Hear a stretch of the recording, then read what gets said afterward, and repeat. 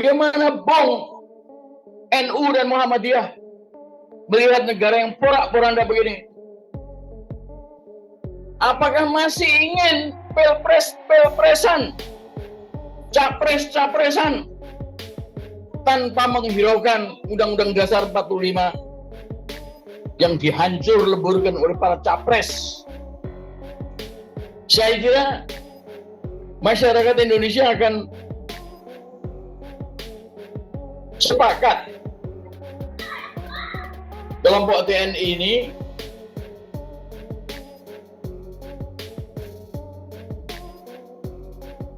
kemudian menangkap Jokowi. Dan bahkan di beberapa negara yang tadi saya sebutkan, negara Afrika yang saya sebutkan itu, kelompok penangkapnya adalah pasukan pengaman presiden sendiri.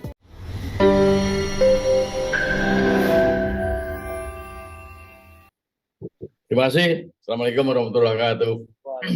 Waalaikumsalam warahmatullahi wabarakatuh. Tadi disebut-sebut soal TNI ya. Sebelum terjadi kudeta Gabon, di mana indikasinya kuat bahwa apa yang dilakukan oleh Jokowi terhadap Cina dengan Cina itu sama yang dilakukan oleh Ali Bongo. Ali Bongo dan itu anaknya Umar Bongo dengan Prancis. Dan persoalan Gabon dengan Prancis itu mirip sekali, meskipun mereka bukan, Gabon itu tidak ada di Afrika Barat, tapi lebih selatan. Mirip dengan apa yang terjadi di Mali, di Burkina Faso, dan Niger. Di situ ada, di tiga negara itu, termasuk Gabon, negara yang keempat, itu ada puluhan ribu tentara Prancis dan lain-lain, di mana mereka Prancis itu mengeruk sumber daya alam dari negara-negara yang kaya dengan minyak, mineral. Bahkan di Niger itu ada uranium. Itu yang menjadi inceran dari negara-negara kolonialis itu. Di situ terjadi kudeta-kudeta oleh militer. Terakhir beberapa waktu yang lalu, beberapa hari yang lalu, oleh Gabon. Presidennya ditangkap.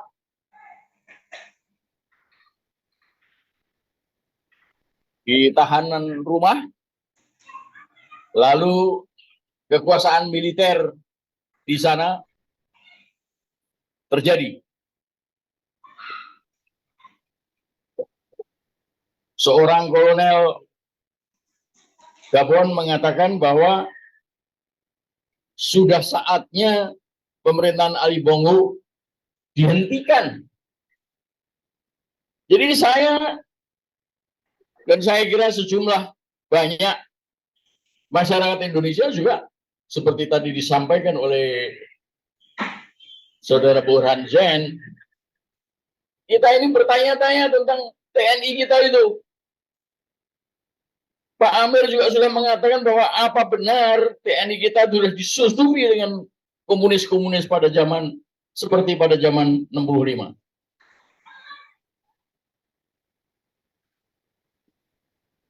Nah, kalaulah kemudian ada sejumlah militer, sebutlah mirip dengan Wagner Group, pimpinan Prigozhin.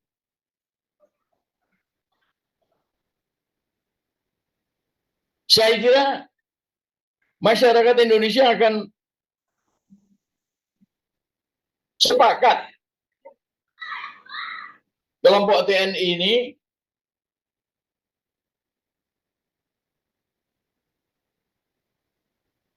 kemudian menangkap Jokowi. Dan bahkan di beberapa negara yang tadi saya sebutkan, negara Afrika yang saya sebutkan itu,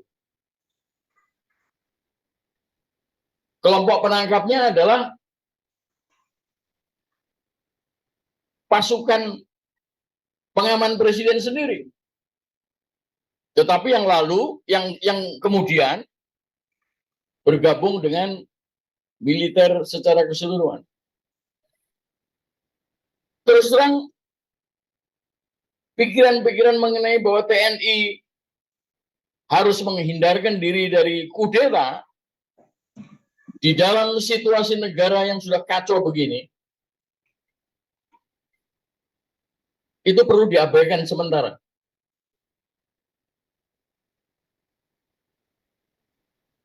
Jadi kita berharap TNI yang mungkin sudah terpecah dan di dalamnya ada unsur-unsur komunis, itu ada pimpinannya, entah itu panglima, entah sekedar panglima Kodam. Cobalah selamatkan Republik ini dari anasir-anasir yang bakal merusak 280 juta atau lebih rakyat Indonesia ini. Untuk sementara jangan khawatir dituduh melakukan kudeta militer. Kalau syarat-syaratnya adalah begitu kita kembali ke UUD 45, menyingkirkan Jokowi, membentuk pemerintahan sipil baru, transisional, maka kekuasaan militer tersebut harus diserahkan kembali kepada kekuasaan sipil. Dan itulah hukum yang terjadi di seluruh dunia yang menganut konstitusi, menganut paham hukum dan demokrasi.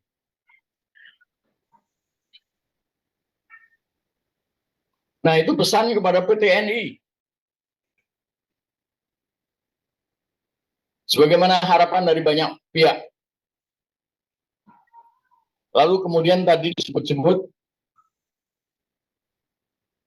ada kelompok-kelompok masyarakat Muslim yang besar sejak dulu, itu ya Muhammadiyah sama NU, Nahdlatul Ulama. Bagaimana Bung pimpinan Muhammadiyah dan pimpinan NU melihat negara sekarang? Sebagai orang Islam, tokoh, ahli Al-Quran, di mana Republik Indonesia diproklamirkan dengan rahmat Allah Subhanahu wa Ta'ala.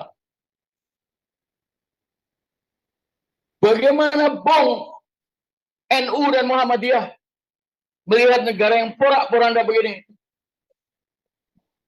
Apakah masih ingin pilpres-pilpresan, capres-capresan, tanpa menghiraukan Undang-Undang Dasar 45 yang dihancur leburkan oleh para capres? Ini perlu dijawab dulu. Atau bergabunglah dengan kami mewujudkan Tritura 23.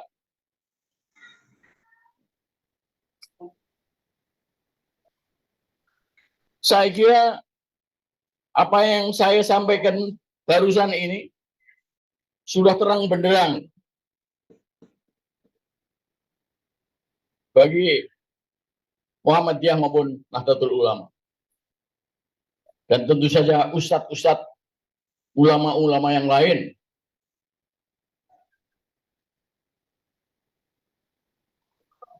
Ya Allah,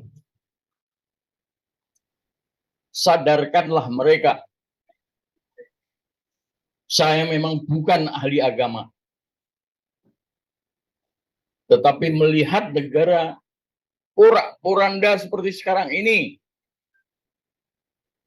yang telah oleh para founding fathers kita dilahirkan dengan susah payah, dengan darah dan air mata. Kalau orang Jerman mengatakan dengan darah dan besi, durch Blut und Eisen, dengan darah dan senjata.